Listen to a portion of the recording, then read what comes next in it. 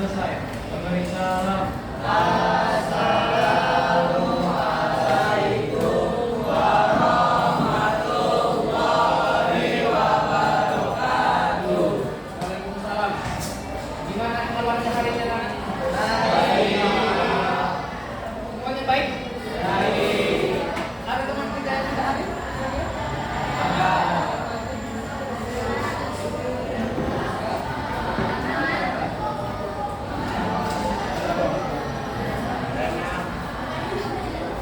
Oke. Masih ingat materi kita minggu lalu?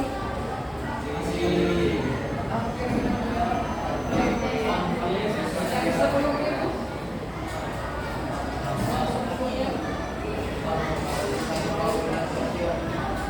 Ada lembaga? Iya, lembaga keuangan apa itu? Lembaga keuangan adalah lembaga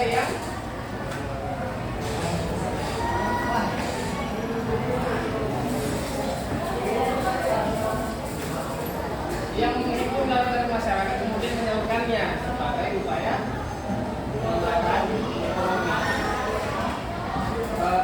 Hari ini materi kita adalah konflik dan integrasi sosial. Boleh dibuka bukunya, ya, halaman kedua sambil kamu baca. Jadi materi kita hari ini adalah konflik dan integrasi sosial dengan tujuan pembelajaran ada dua. Jadi kamu diharuskan mampu mendeskripsikan dampak dan penanganan konflik sosial. Dan yang kedua, kamu diharuskan dapat menerapkan cara mewujudkan integrasi sosial. Nah, ini ada sebuah gambar. Bukan sebuah, ada 3 gambar itu. Gambar konflik. Pertanyaannya, pernahkah kamu menyaksikan konflik di lingkungan tempat tinggal? Berkelahi, berkelahi konflik apa itu?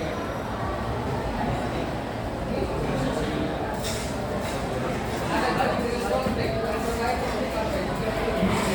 Individu ya, antara satu orang dengan orang yang lain, berarti 2 orang ini. Selain itu, apakah kamu melakukan untuk integrasi sosial di sekitar tempat tinggalmu? Apa kira-kira integrasi? Ada yang tahu? Tambah orang berantem, bukan apa itu? Ya, terus ada tolak relokasi. Tahu relokasi? Relokasi itu pemindahan pemukiman dari satu tempat ke tempat yang lain. Contohnya seperti Kampung Bayam di Jakarta Utara, yang tadinya itu merupakan perkampungan, tapi diganti menjadi stadion JIS, Jakarta International Stadium. Pernah melihat bentuk integrasi di sekitar tempat tinggal? Oke. Jadi saya masukin materinya. Konflik dan integrasi. Konflik adalah pertentangan antara anggota masyarakat yang bersifat menyeluruh dalam kehidupan. Jadi sifatnya kompleks. Bisa dipahami. Jadi pertengkaran kecil bisa jadi besar karena satu atau 2 hal. Yang tadinya konflik individu bisa jadi konflik kelompok. Contohnya, misalnya kamu berantem sama SMA 54, 1 lawan 1, 1 by 1, nggak taunya bawa teman, jadi konflik kelompok kan, SMP 62 dengan SMP 54, jadi makin besar konfliknya. Itu yang dimaksud dengan bersifat menyeluruh dalam kehidupan. Jadi masalah kecil bisa jadi masalah besar. Nah, faktor penyebabnya ada 4. Ada perbedaan individu. Kita sebagai manusia sama enggak? Apa yang membedakan kita? Ada ras, apa lagi? Etnis atau suku. Suku di sini mayoritas apa? Jawa. Tapi suku aslinya adalah Betawi, iya. Terus kita punya perbedaan kepentingan. Tahu nggak maksudnya apa? Sama nggak kira-kira motivasi kamu dengan temanmu ke sekolah? Apa bedanya? Sama nggak motivasi kamu dengan temanmu ke sekolah? Kamu ke sekolah ngapain? Belajar. Kalau temanmu tidur, dan lain sebagainya.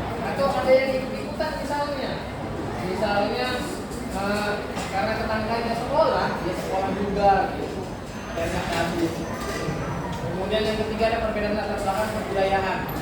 Karena tadi suku kita berbeda, berarti budaya kita juga berbeda. Ya, kalau ketahui budayanya apa tadi? Yang kamu praktekkan di bawah? Iya, ada pantun tadi kan? Ya, tarian. Kalau Jawa ada pantunnya? Enggak ada. Itu yang dimaksud dengan latar belakang budaya yang berbeda. Karena satu budaya dengan budaya yang berbeda bisa terjadi konflik nantinya. Kemudian yang terakhir terjadinya perubahan sosial yang cepat. Maksudnya ini adalah kamu maksudnya pandemi COVID. Apa yang terjadi dengan COVID? Sebelum kamu diliburkan, apa yang dikatakan guru kamu? Kita libur 2 minggu ya anak-anak. Nggak tahunya 2 tahun kan? Iya. Setelah libur itu apa yang terjadi dengan masyarakat? Ada fenomena apa? Kan di rumah kan, belajarnya dari rumah. Terjadi yang namanya? Bukan. Kamu nggak boleh kemana-mana. Apa itu? Iya, lockdown. Ketika lockdown itu terjadi, banyak masyarakat yang nggak siap dengan hal itu. Hanya pemerintah menganjurkan di rumah, tapi mereka malah tetap keluar untuk mencari nafkah. Apalagi mereka banyak yang berdagang, ya kan? Sampai di situ ada pertanyaan? Enggak ada. Lanjut ya.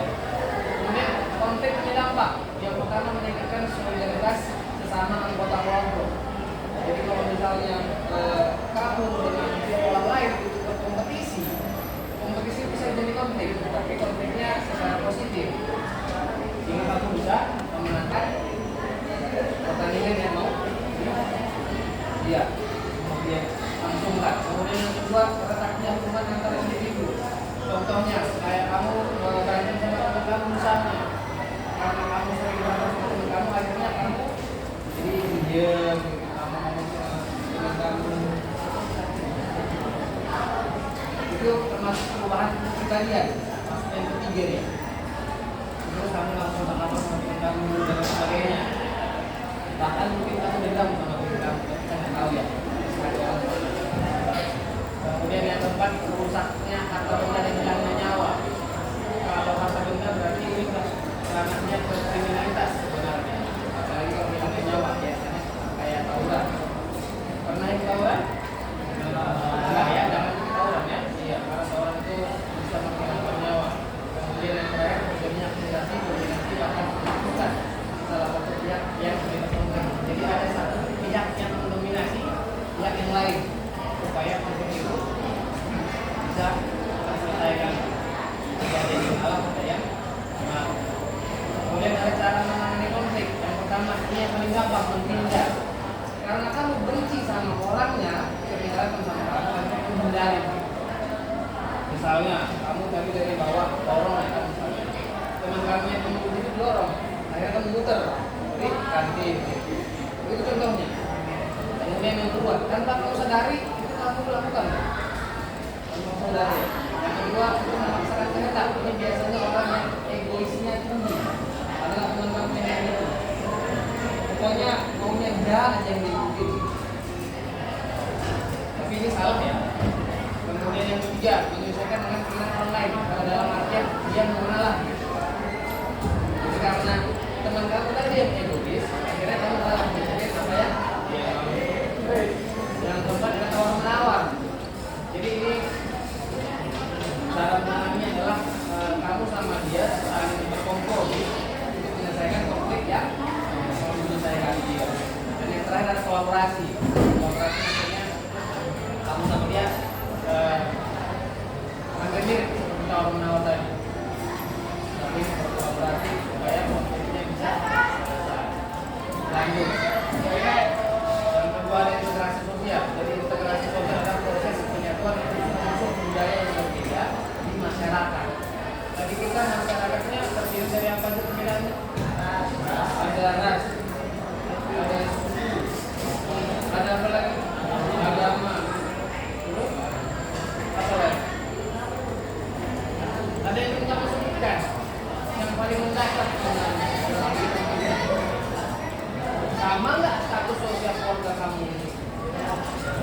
Beda kan? Iya, ada status sosial. Itu status sosial tidak bisa membuat perputaran masyarakat. Dan juga menjadikan integrasi di dalam masyarakat. Jika kalau saling ada toleransi dan kerukunan bisa mewujudkan yang namanya integrasi sosial. Jadi integrasi sosial adalah proses supaya unsur-unsur yang berbeda dalam masyarakat yang menjadi satu kesatuan. Kalau kita menyebutnya dengan semboyan itu kalau dimasukkan ke Pancasilanya. Kemudian ada syarat-syaratnya menjadi integrasi, memiliki rasa saling membutuhkan. Kamu butuh teman kamu, bisa nggak kamu sendiri? Bisa nggak kamu sekolah tanpa guru? Bisa nggak kamu belajar sendiri? Nggak bisa. Bisa nggak kamu dengan orang tua? Nggak bisa. Iya. Jadi harusnya rasa saling membutuhkan supaya bisa terjadi integrasi. Kemudian nilai dan norma harus dijalankan secara konsisten. Tahu nilai dan norma dalam keadaan ada nggak nilai dan norma yang berlaku masyarakat kamu tapi nggak berlaku masyarakat lain karena budaya yang berbeda.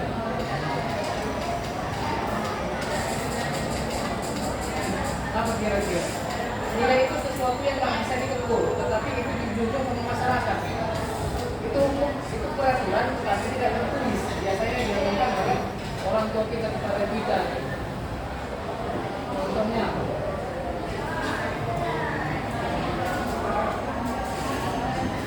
contoh kecilnya, masuk ke dalam rumah harus mengucapkan iya, itu contoh nilai. Norma contohnya norma kesopanan. Kalau biasanya ketemu orang yang lebih tua harus ngapain? Iya, ini kan seperti itu. Kemudian nilai norma diraih melalui kesepakatan bersama. Jadi karena adanya perbedaan dengan masyarakat, bisa menyebabkan yang namanya perpecahan. Untuk mencegah perpecahan itu tadi, dilakukanlah kesepakatan misalnya. Contohnya apa?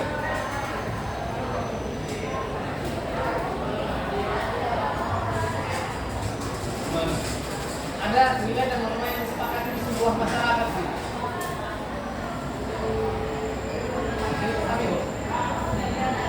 Ada nggak peraturan yang tempat tinggal kamu jangan buang sampah di sini, kalau buang sampah di sini didenda 500.000 misalnya. Ada. Itulah contoh dari nilai dan norma yang diraih melalui kesepakatan bersama. Sudah ada persetujuan dari RW dan masyarakat kita. Kemudian yang keempat adanya toleransi. Jadi perbedaan tadi kita harus hadapi dengan adanya toleransi. Apa toleransi? Contohnya, toleransi. Kalau misalnya lagi bulan puasa, kamu makan minum di tempat orang yang lagi puasa, toleransi enggak? Enggak. Jadi kita menghormati orang yang berpuasa. Kemudian memiliki kesadaran diri sebagai makhluk sosial. Jadi makhluk sosial adalah makhluk yang tidak bisa hidup sendiri dengan orang lain. Itu namanya memiliki kesadaran diri sebagai makhluk sosial supaya kita punya rasa saling membutuhkan. Jadi nomor 6 dan nomor 1 berkaitan. Dan yang terakhir mempunyai visi dan misi yang sama. Jadi kalau visi dan misinya sama, integrasi lebih gampang. Dan ada faktor yang mempengaruhi. Faktor yang mempengaruhi adalah homogenitas kelompok. Kita homogen atau heterogen? Heterogen. Ada berapa suku di Indonesia? Banyak, ada 1.310 suku di Indonesia. Di Jakarta aja ada berapa? Ya, banyak. Jadi semakin homogen kelompoknya, contohnya gini, contohnya seperti Singapura. Singapura kenapa bisa jadi negara maju? Karena mayoritas masyarakatnya adalah sukunya. Suku apa kira-kira Singapura itu? Bukan. Dia punya sukunya Melayu, tapi lebih banyak apa di sana? Iya, Tionghoa, Chinese.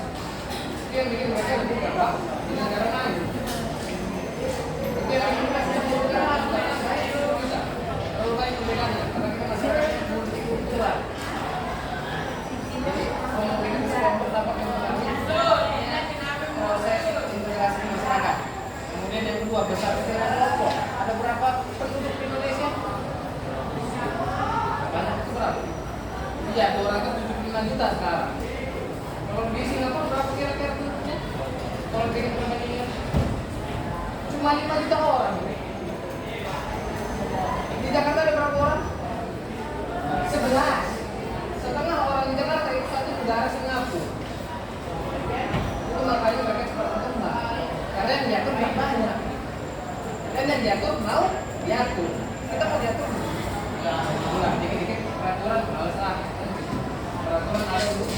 Sanggar katanya lagi kan dan sebagainya.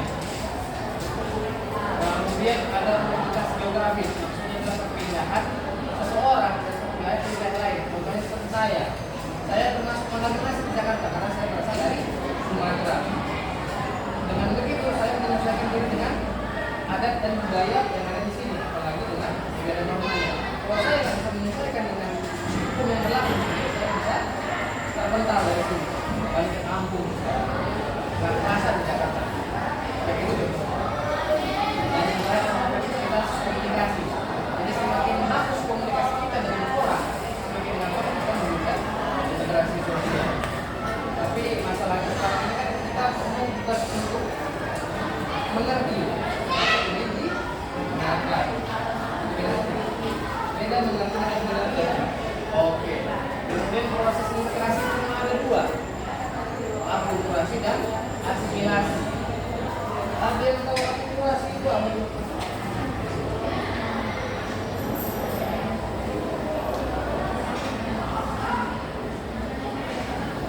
Akulturasi ada yang tahu apa? Akulturasi. Proses sosial yang terjadi kelompok sosial yang terbentuk yang sama dengan asing. Iya. Jadi ada budaya yang berbeda, kemudian dia bersatu dan melebur. Tetapi budayanya nggak hilang gitu.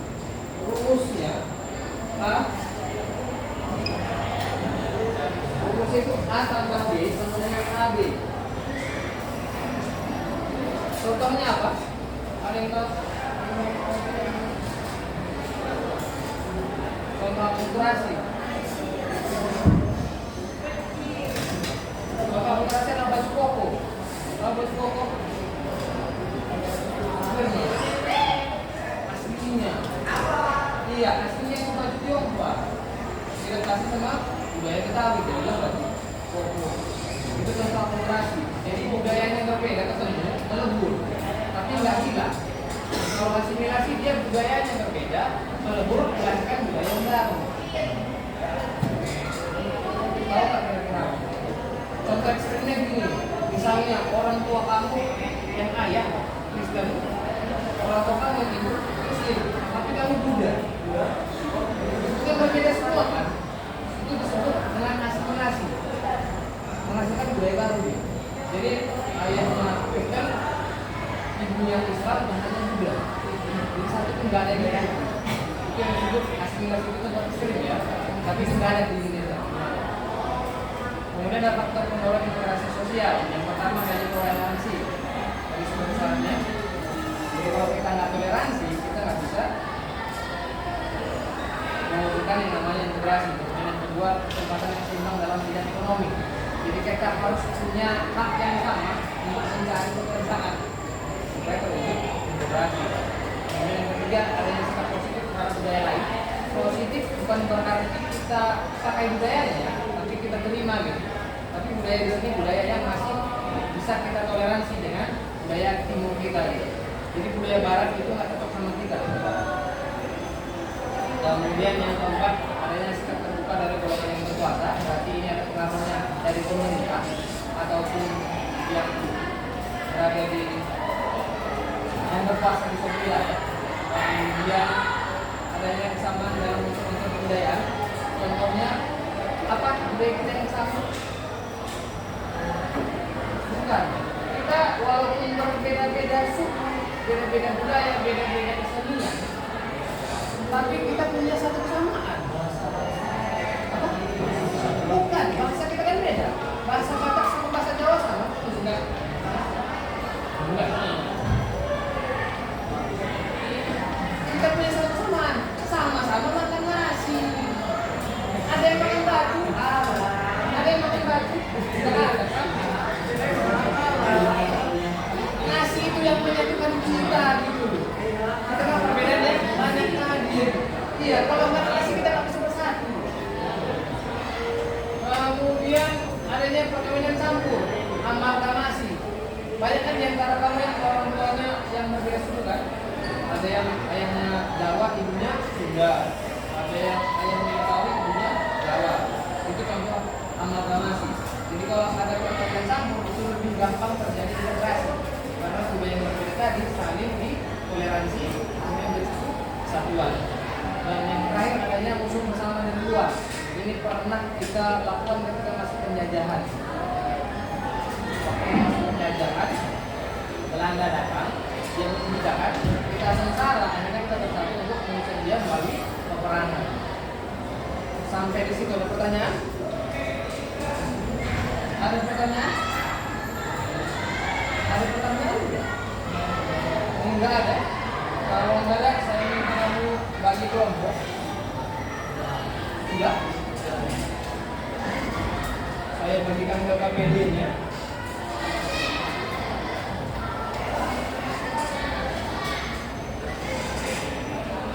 Ini kelompok.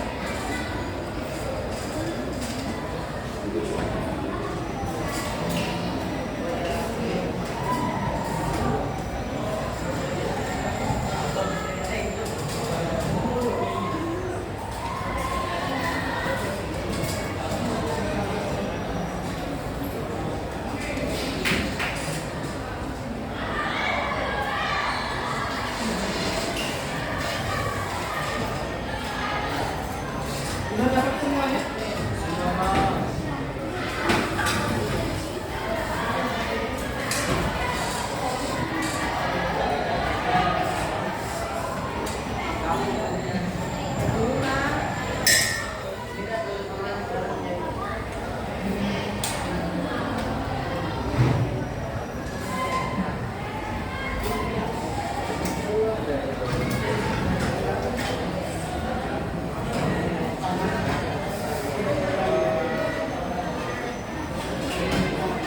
Boleh diperhatikan dengan bedanya. Jika suara petunjuk pekerjaan, yang pertama pahami teks beritanya dulu sebelum menjawab pertanyaan. Kemudian yang kedua, kamu bagi tugas dengan kelompok. Terus kamu diskusikan pertanyaan tersebut dan kamu boleh menggunakan handphone ataupun buku sebagai sumber belajar. Kemudian kamu jawab pertanyaannya di kotak yang sudah tersedia. Dan yang terakhir, kalau kamu belum paham, kamu boleh bertanya selanjutnya. Sekarang hasilnya 8.35. Saya kasih waktu 15 menit. Jadi nanti 8.50 sudah selesai. Waktunya saya mulai dari sekarang.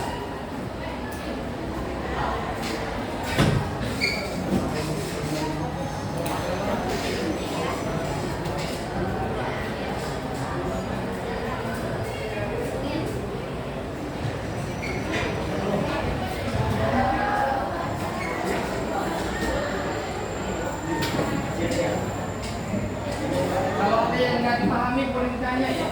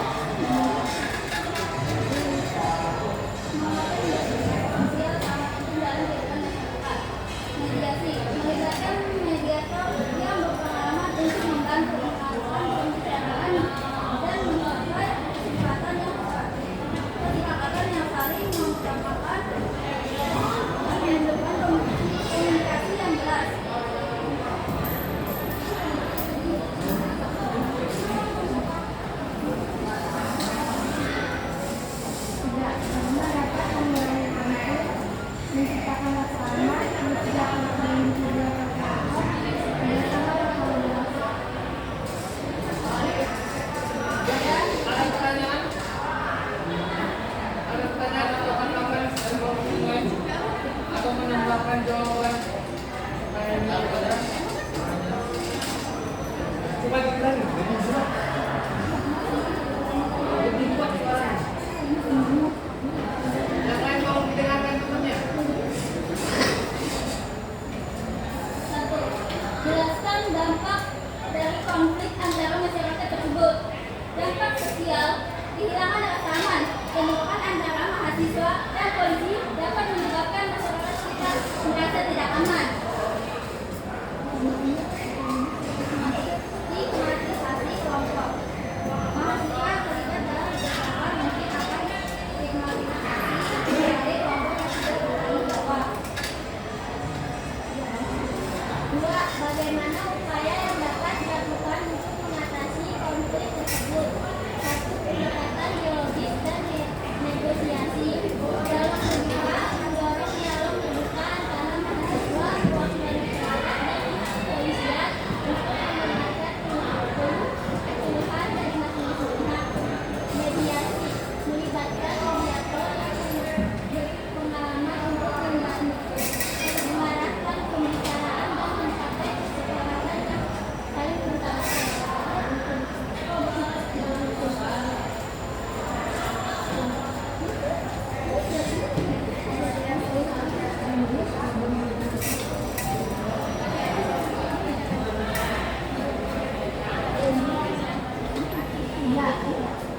Mengapa kegiatan sosial sangat penting dalam kehidupan masyarakat?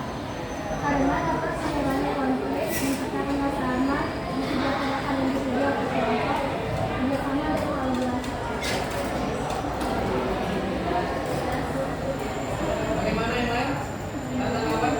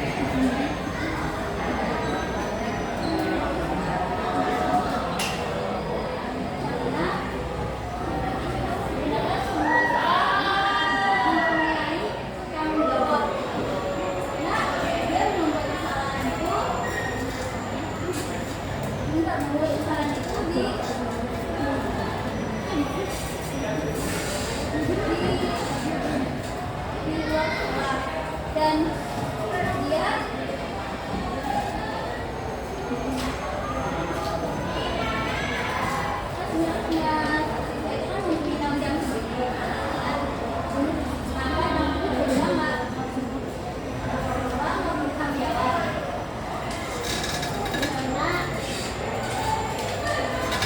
dia mengabaikan tanggung jawabnya dia sendiri karena masalah di luar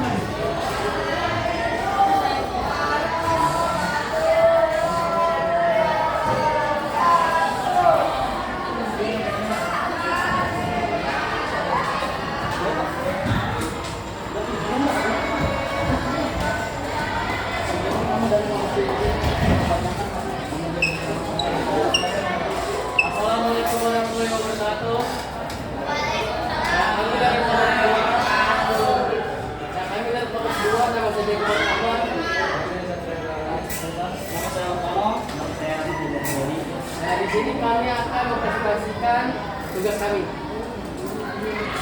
Pertanyaan pertama, jelaskan dampak dari konflik antar masyarakat tersebut. Jawabannya adalah dampak dari kerusakan tersebut mengakibatkan banyak mahasiswa yang terluka akibat penyemprotan water cannon dan gas air mata sehingga mahasiswa dipukul mundur. Dua, bagaimana upaya yang dapat dilakukan untuk mengatasi konflik tersebut? Melakukan musyawarah antara mahasiswa dan polisi.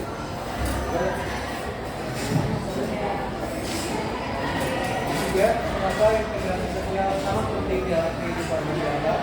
Jawabannya, karena dari integrasi sosial dapat memecahkan perbedaan-perbedaan yang ada di Indonesia sehingga tidak adanya konflik pertentangan yang terjadi.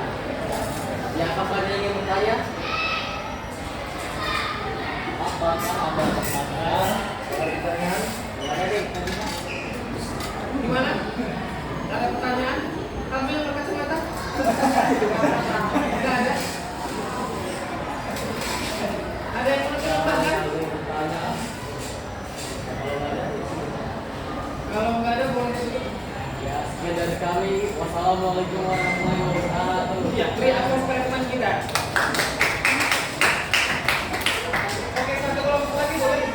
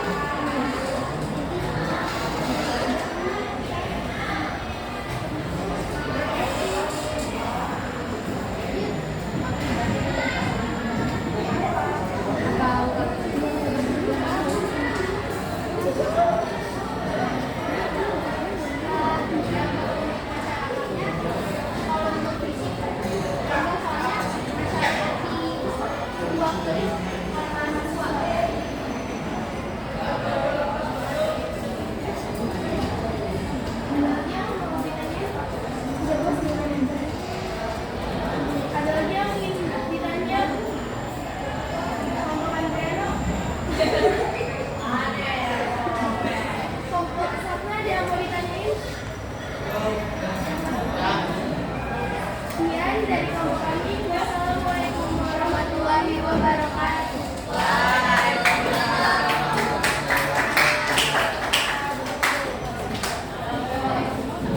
Oke, dari 3 kelompok yang sudah menentukan, kira-kira kesimpulan pembelajaran hari ini apa? Ada yang mau disimpulkan? Iya, sebenarnya. Hobi kesimpulan? Saya tunggu. Ya, kesimpulan pembelajaran hari ini dari materi basic dan interaksi sosial adalah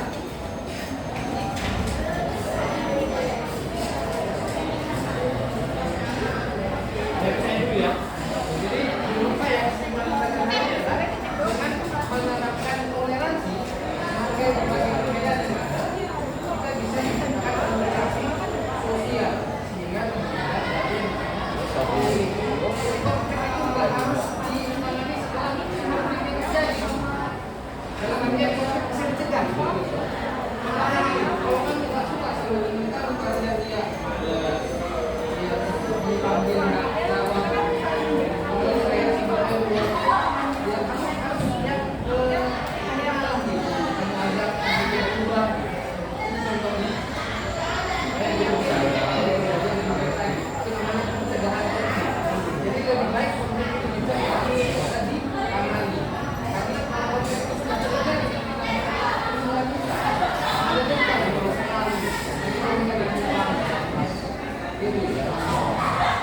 Ada tanggapan yang lain? Untuk kesimpulan hari ini?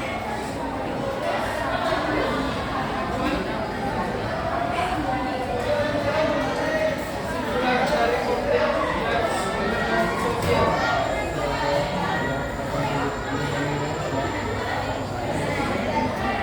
Ayo, saya mengizinkan dalam kamu.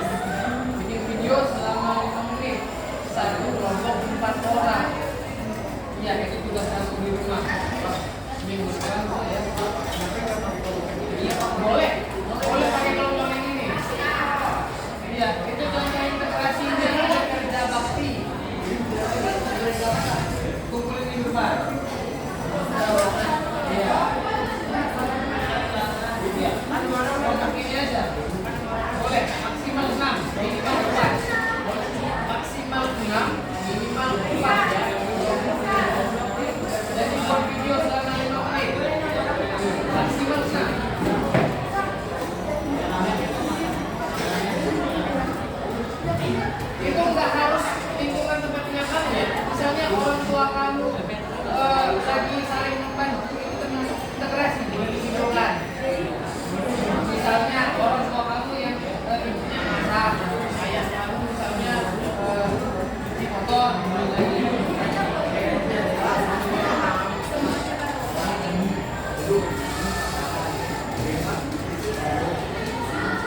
oke, ini tugas saya di rumah halaman 214 dikerjakan di rumah ya, menunjukkan saya kumpul kemudian video.